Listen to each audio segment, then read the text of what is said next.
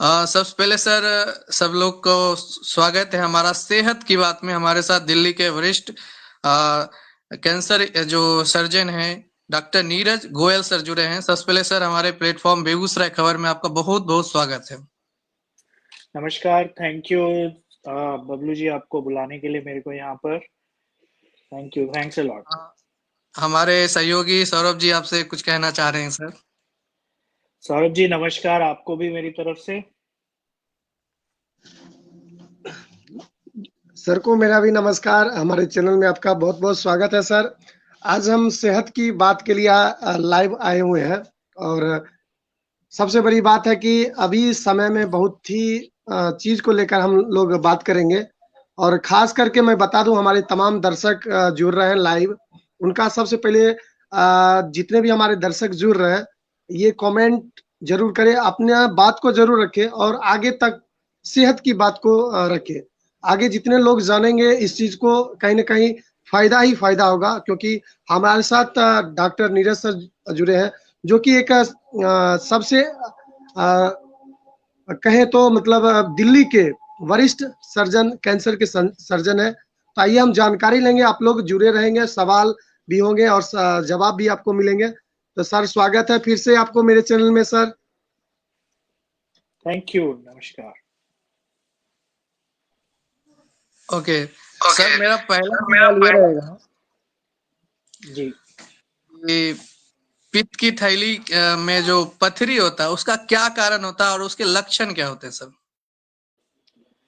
बबलू जी देखिए, जो पित्त की थैली में जो पथरी होती है उसके जो कारण है, उसमें सबसे पहले हमारे को ये समझना है कि अक्सर ये महिलाओं में पाया जाता है। महिलाएं जो लगभग 40 की उम्र के आसपास होती हैं, जिनका थोड़ा वजन ज्यादा होता है। तो हमारी जो मेडिकल साइंस में इसको हम बोलते हैं फैट फर्टाइल फीमेल ऑफ 40, मतलब 40 के आसपास की जो महिला है उसके अंदर ये ज्यादा पाया जाता है। जहां तक इसके कारणों का सवाल है, ये गुर्दे की पथरी की तरह नहीं होता है कि भाई मैंने ये वाली चीज ज्यादा खा ली है तो उससे हो जाएगा, या वो चीज मैंने ज्यादा खा ली है उससे हो जाएगा। हाँ, ये जरूर माना जाता है कि अगर आप पानी का सेवन कम करते हैं तो आपकी जो पित्त की थैली की जो पथरी है उसके होने के चांसेस ज्यादा हो जाते हैं। तो ये तो पहला सवाल रहा कि उसका, आपके सवाल के पहले पार्ट का आंसर, कि महिलाओं में ज्यादा है, 40 साल की उम्र की महिलाओं में ज्यादा होता है, जो थोड़ी मोटे होते हैं उनमें ज्यादा होता है, और जो पानी कम पीते हैं। आपका दूसरा सवाल था इसके लक्षण क्या होते हैं। जो पित्त की थैली की पथरी होती है, जो मेरी पित्त की थैली होती है, वो मेरे पेट के ऊपरी दाहिने भाग में स्थित होती है। तो जो मेरी पित्त की थैली है उसके अंदर की जो पथरी है उसका दर्द भी मेरे पेट के दाहिने भाग में ऊपरी भाग की तरफ होता है, जो मेरे कंधे तक जा सकता है या मेरी कमर के पीछे। इसके जो लक्षण होते हैं उसके अंदर आपको उल्टी आ सकती है, आपको कभी कभी बुखार हो सकता है। अगर आपकी पित्त की थैली की जो पथरी है वो सड़क के पित्त के रास्ते में चली जाती है तो आपको जॉन्डिस हो सकता है।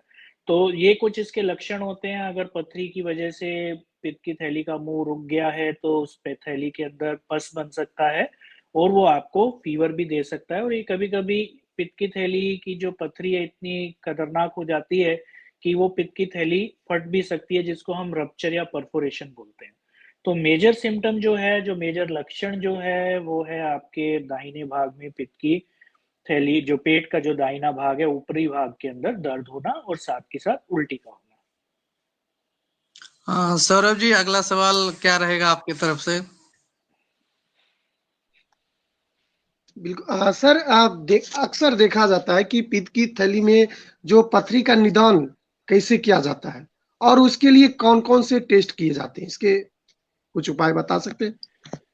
देखिए, देखिए जो पित्त की जो पिछली पित्त की थैली की जो पिछली थैली पथरी की है, जो पथरी जब की है, जब जब हम उसको जब हम हम उसको हम ड्राउट करते हैं उसका, आउट तो करते हैं उसका, हमारा जो सबसे पहली जो इन्वेस्टिगेशन होती है वो हमारी इन्वेस्टिगेशन होती है अल्ट्रासाउंड। पेट का अल्ट्रासाउंड, जो पेट का हमारा अल्ट्रासाउंड होता है उससे हमारे को पित्त की थैली की पथरी दिख जाती है। साथ के साथ जब हमारे को पित्त की थैली की पथरी दिखती है तो हम आपको एक लिवर फंक्शन टेस्ट करने के लिए बोलते हैं, जिससे हमें पता चल जाता है कि हमारी जो पित्त की थैली की पथरी है उसकी वजह से कहीं हमें पीलिया तो नहीं हो रहा है। तो जो सबसे प्रमुख इन्वेस्टिगेशन है इसका निदान करने के लिए, वो प्रमुख इन्वेस्टिगेशन आपकी होती है अल्ट्रासाउंड, पेट का अल्ट्रासाउंड, उससे हमें पता चल जाता है। कभी कभी आपको एमआरसीपी, आपने एमआरआई सुना होगा, एमआरसीपी जो होता है उसकी आपको आवश्यकता पड़ती है, क्योंकि एमआरसीपी में हम जो पित्त के रास्ते होते हैं उसको अच्छे से देख सकते हैं। अगर हमारे को आपके अल्ट्रासाउंड में डाउट होता है कि मेरे को पित्त के जो पथरी है वो रास्ते में सरक के जा चुकी है, तो उस समय एमआरसीपी की जरूरत होती है। तो प्रमुख इन्वेस्टिगेशन अल्ट्रासाउंड, जरूरत पड़ती है तो एमआरसीपी, और लिवर फंक्शन टेस्ट तो हमने करना ही है।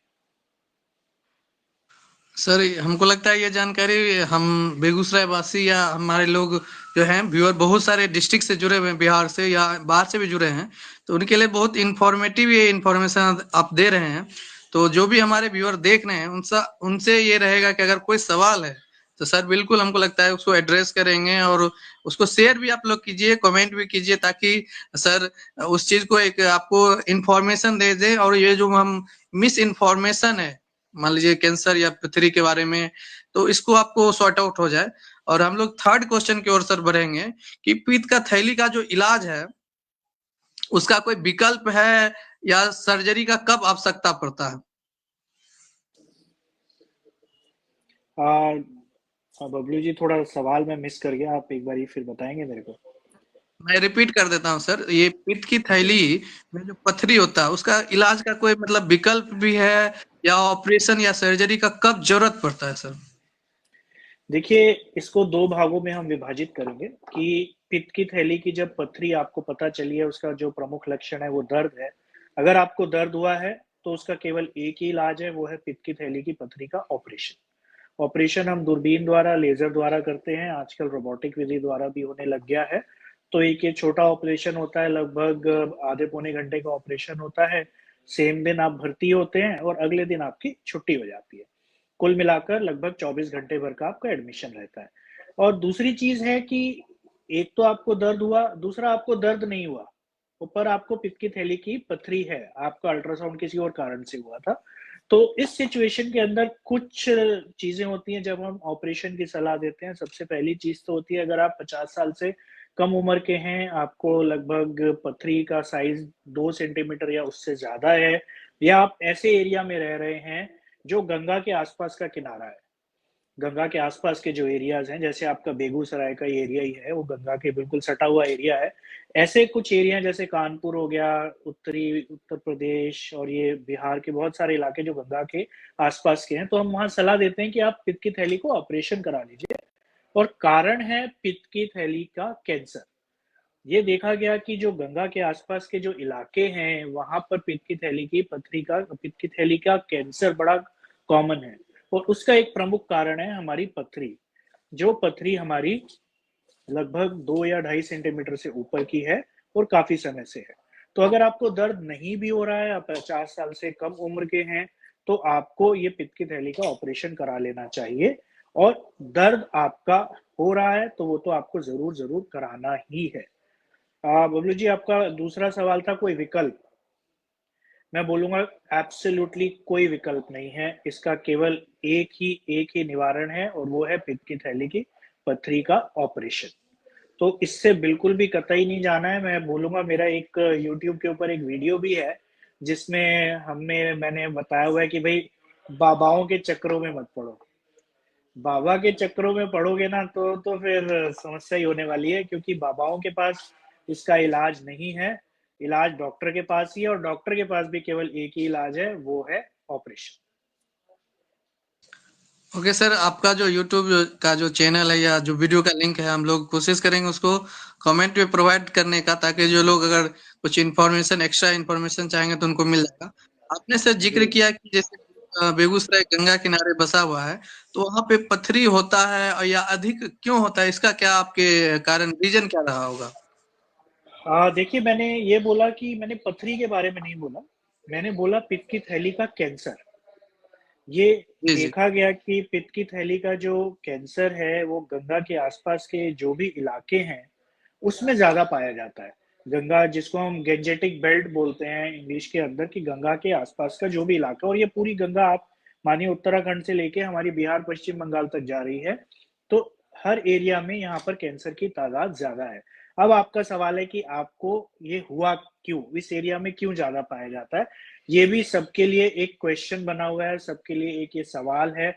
बहुत सारी स्टडीज इसके ऊपर हो चुकी हैं कि भाई इस एरिया में ही क्यों ज्यादा है। तो ऐसा हमारे को गंगा के पानी में कुछ नहीं मिला है कि हम बोलें कि भाई गंगा के पानी में कुछ है। हो सकता है कि जो हमारे जो एरिया के जो हमारा जो पॉपुलेशन है उनका जेनेटिक मेकअप ऐसा है, ठीक है। पर अगर मैं ये बोलूं कि गंगा के पानी में कुछ ऐसा है, मैं पानी पीना छोड़ दूं, ये तो पॉसिबल नहीं है। और हमारे को कुछ मिला भी नहीं है उसमें। इस चीज से हमारे को ये समझने की आवश्यकता है कि भाई अगर मैं उस बीमारी से मेरे को समझना है। जी ओके सर, नेक्स्ट सवाल सरोज जी की तरफ से रहेगा, फोर्थ क्वेश्चन। सर देखा जाता है अक्सर खास करके बिहार में, और बिहार में तो सही तरह से जो अभी हम जिस डिस्ट्रिक्ट में हैं, बेगूसराय से अभी हम आपसे बात कर रहे हैं, और ये थोड़ा सा बहुत संख्या में इस चीज को देखा जाता है। लोग पटना दिल्ली भी जाते हैं, तो क्या इसका मतलब क्या इलाज रहेगा? मैं चौथा सवाल करूंगा आपसे। पित्त की थैली में जो पथरी को रोकने का, उसके लिए क्या आहार और यह जीवन की शैली में क्या बदलाव होना चाहिए, इस पे आप बताइए सर। हाँ जी सौरभ जी, मैं इसमें ये बोलूंगा कि देखिए हमारे पास कोई ऐसा प्रमुख कारण नहीं है कि मेरी पित्त की थैली की पथरी बनी क्यों। जो मेरे पास कारण है वो ये है कि भाई मेरे को मोटापा कम करना है, अपना वजन कम रखना है, और दूसरी चीज मेरे को पानी खूब सारा पीना है। मेरे पास ऐसा कुछ नहीं है कि भाई मैं पालक ज्यादा खाऊंगा या मैं प्याज ज्यादा खाऊंगा तो मेरी पित्त की थैली की पथरी बनेगी।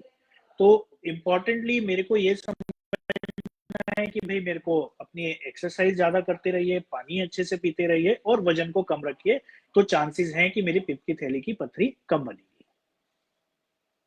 सर तो सर आपका कहना ये मिथ है कि जो पालक की थैली या हरा साग सब्जी खाने से पित्त नहीं बनता है? मतलब एक आम आम धारणा होता है कि हमको ज्यादा हरा सब्जी खाना है तो ऐसा कुछ पथरी नहीं बनेगा, तो आ, मिथ है सर। ब, बबलू जी, मैं ये बोलूंगा कि ये इसको दो तरीके से लेना है कि पालक प्याज इनके अंदर ऑक्जेलेट की मात्रा ज्यादा होती है। तो जब ऑक्जेलेट की मात्रा ज्यादा होती है तो मेरी गुर्दे, जो मेरे पेशाब की पथरी होती है गुर्दे में, पेशाब की नली में, वो पथरियां उससे ज्यादा बनने का चांस रहता है। ये टमाटर में, प्याज में, पालक में, सब में होता है। पर मेरी जो पित्त की थैली की पथरी है उसमें इनका कोई रोल नहीं है। आप पालक अच्छे से खाइए, आप प्याज अच्छे से खाइए, उससे आपकी पित्त की थैली की पथरी का कोई संबंध नहीं है। और जो भी संबंध है वो आपको वजन कम रखना है, पानी ज्यादा पीना है। तो सर खाने पीने के बारे में चर्चा हो रहा था, हम तो ये चाहेंगे कि इस पे आप सवाल का जवाब दीजिए कि पित्त की थैली का जो पथरी होता है उसमें हमको क्या खाना चाहिए और क्या नहीं खाना चाहिए। आपको सब कुछ खाना चाहिए, तेल थोड़ा कम रखना है और पानी ज्यादा पीना है, बस। इसके अलावा कोई और परहेज नहीं है। मेरी तरफ से बिंदास होके खाइए, उससे कोई फर्क नहीं पड़ेगा पित्त की थैली की पथरी बन रही है नहीं बन रही है। अगला सवाल सर सौरभ सर की तरफ से रहेगा। सर पित्त की जो थैली होती है, जो जो पित्त की थैली से जो हम लोग पथरी के दौरान कौन सी गतिविधियां करनी चाहिए, जो कि नहीं करनी चाहिए, या जो हो जाता है, इसका सर सवाल जवाब। सौरभ जी, जो इससे पहला वाला जो सवाल है वो इसी से रिलेटेड है कि भाई मेरे को क्या करना है और मेरे को क्या नहीं करना। जी जी। तो जो मेरे को नहीं करना है वो इम्पोर्टेंट चीज है कि भाई मेरे को अपनी फैटी फूड का थोड़ा कम लेना है। मेरे को अपना जो करना है, पानी मेरे को ज्यादा पीना है, मेरे को चलना फिरना अच्छे से, एक्सरसाइज मेरे को अच्छे से करनी है और अपने वजन को कम करना है। तो मोटे मोटे तौर पर कोई ऐसी गतिविधि नहीं है कि भाई आपको पित्त की थैली की पथरी हो गई है, उसके सरकने का डर बन गया कि मैं ज्यादा एक्सरसाइज करूंगा या कुछ करूंगा। ऐसा कुछ भी नहीं है। उसको रोकने के लिए मेरे को पानी ज्यादा पीना है, एक ये चीज पक्की है।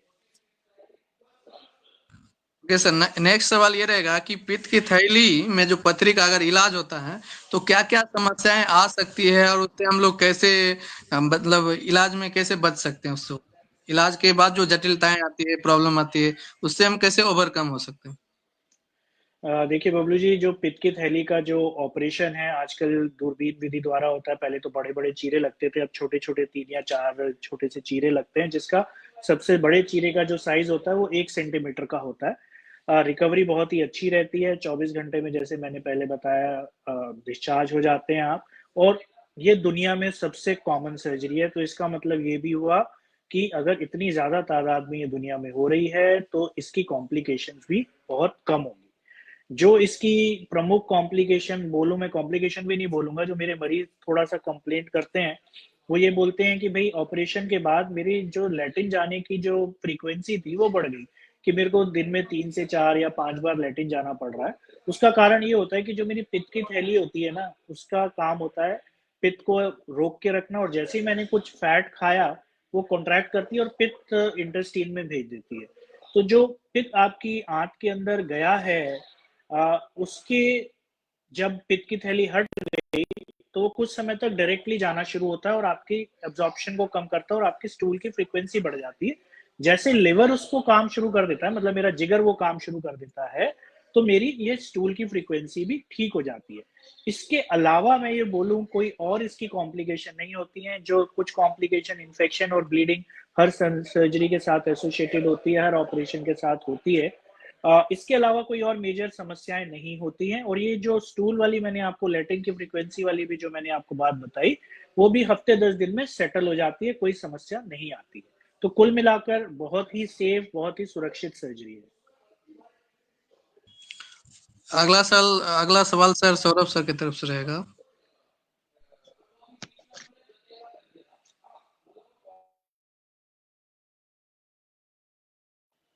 माइक ऑफ है सौरभ सर। एक मिनट सर। सर अक्सर देखा जाता है अगर दर्द नहीं है फिर भी पित्त की थैली में ऑपरेशन करना जरूरी होता है।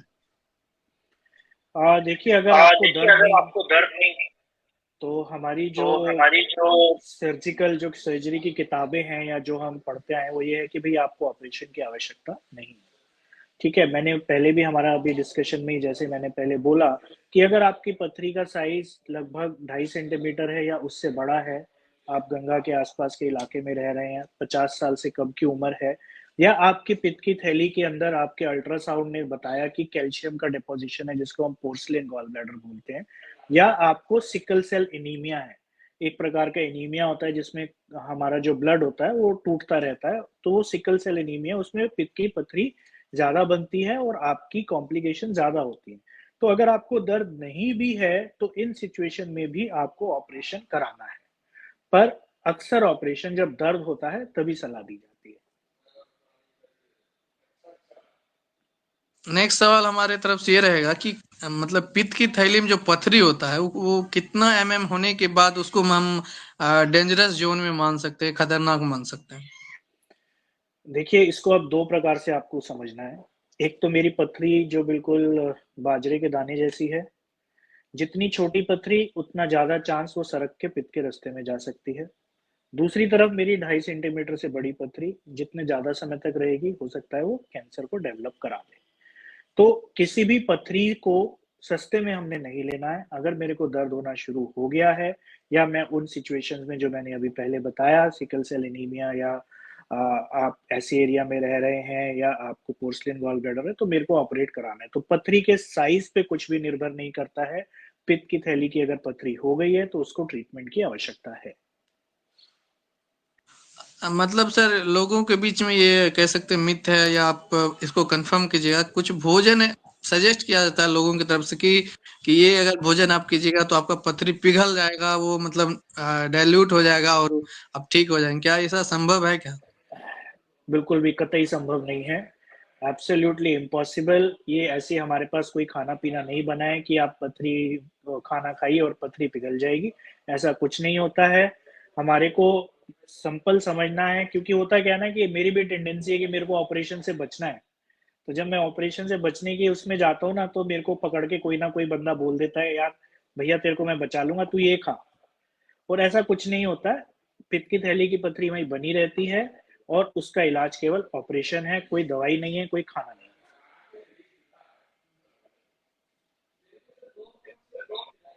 सर अक्सर देखा जाता है बहुत लोग बाबा के चक्कर में पड़ जाते हैं। लोग कहते हैं कि चलिए इस बाबा के पास जाएँगे और वो बस हाथ लगाएँगे और पत्थरी को निकाल देते हैं। ऐसे करेंगे और वो निकाल को फेंक देते हैं। देखिए हाथ में पथरी आ गया। क्या ये ठीक लगता है? ये क्या मतलब करना चाहिए लोगों को इस चीज़ में?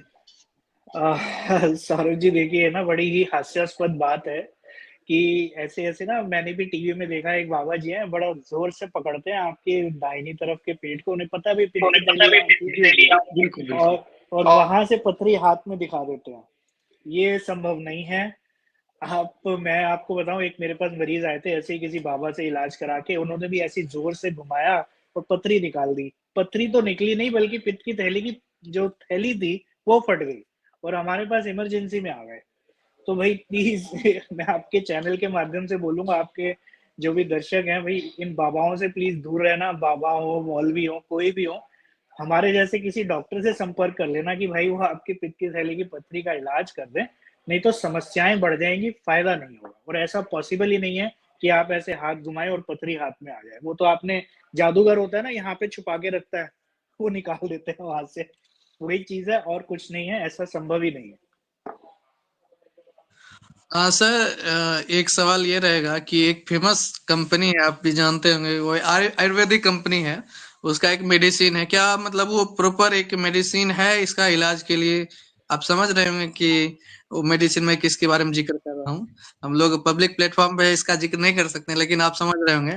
एक आयुर्वेदिक कंपनी है और बहुत फेमस कंपनी है। इस इलाज के लिए बहुत लोग यूज करते हैं कि अगर इतना एमएम से छोटा अगर पथरी है तो उसको आप इस चीज से अ, ठीक कर सकते हैं। बलबीर जी देखो, ऐसा है कि आपकी, मैं समझ गया हूँ, मेरे को वो दवाई भी ध्यान में आ गई है कि कौन सी है, हम नहीं नाम लेंगे। मैं किसी पद्धति के खिलाफ भी नहीं हूँ, ना आयुर्वेदिक के ना होम्योपैथी के।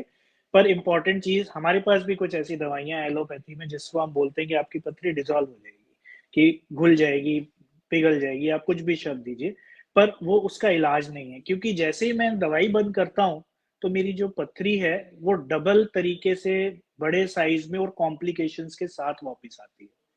तो कभी भी इसकी सलाह नहीं दी जाती है, क्योंकि सक्सेस रेट भी अगर आप देखते हो तो इन चीजों का 15 से 20% होता है।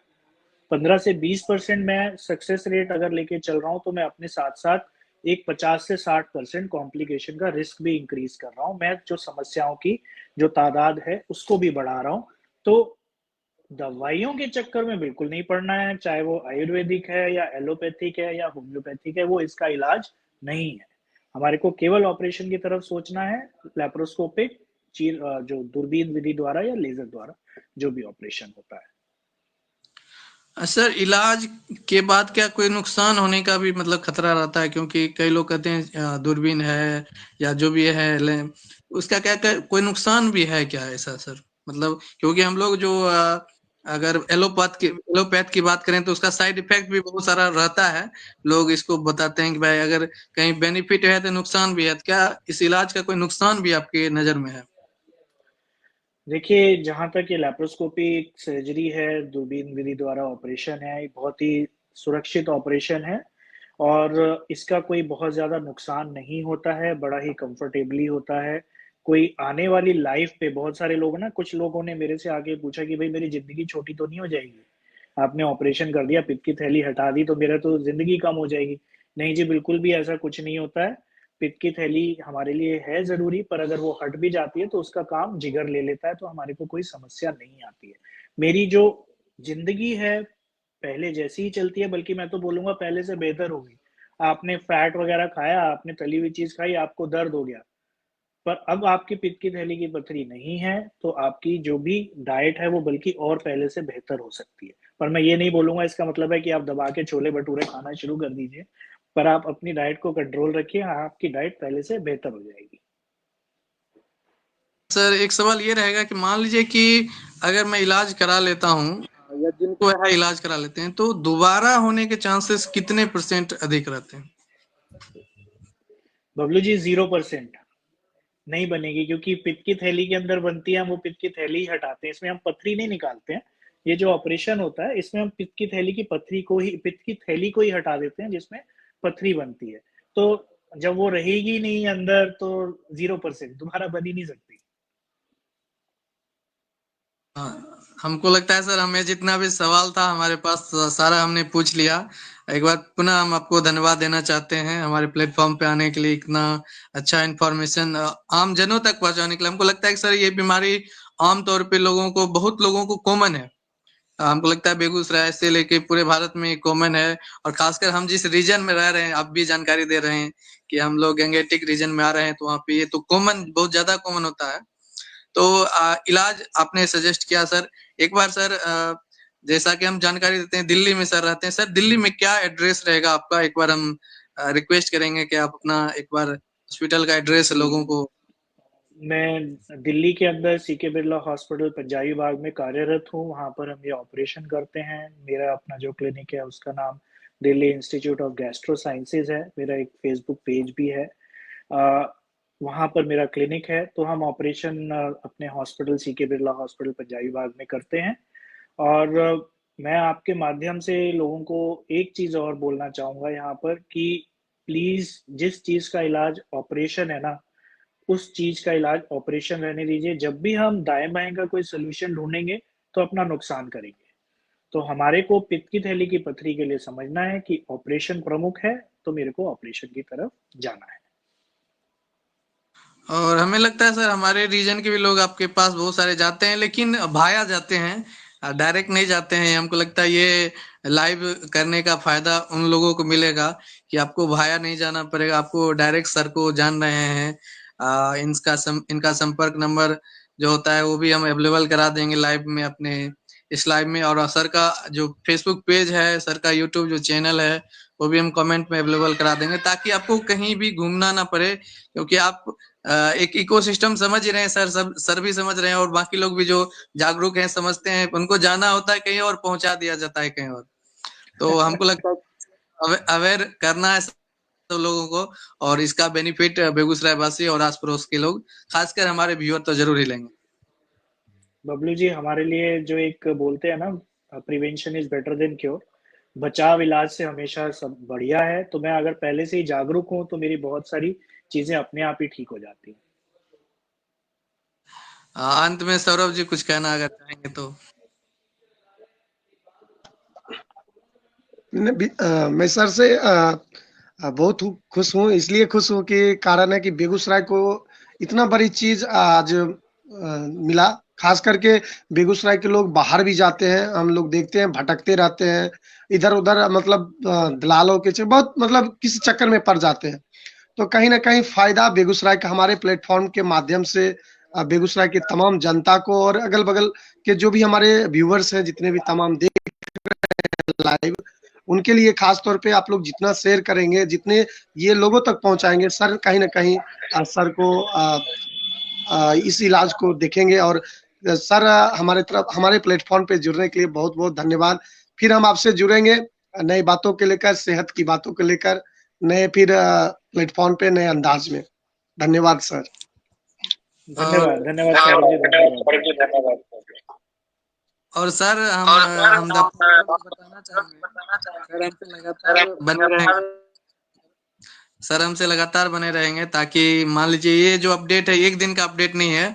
हम लोग एक इंटरवल में मिलते रहेंगे, सर से बात करते रहेंगे, और कोई भी जानकारी होगा तो उसको हम अपडेट करते रहेंगे। सर अंतिम में फिर से एक बार पुनः हमसे जुड़ने के लिए, हमारे प्लेटफॉर्म से जुड़ने के लिए बहुत बहुत धन्यवाद। धन्यवाद। Thank you Bablu ji, thank you Saurabh ji. नमस्कार। नमस्कार। नमस्ते सर।